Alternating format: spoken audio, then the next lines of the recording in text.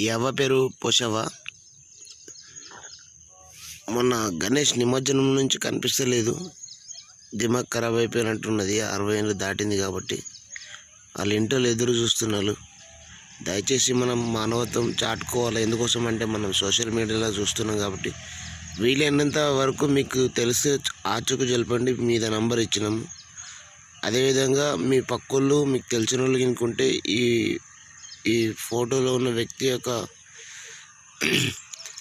నంబర్ను వేరే వాళ్ళకి కూడా షేర్ చేయండి దయచేసి. పోలీస్ కంప్లైంట్ ఇచ్చిన కానీ ఫలితం లేదు. ప్లీజ్ ఏమనుకోవద్దు భయ.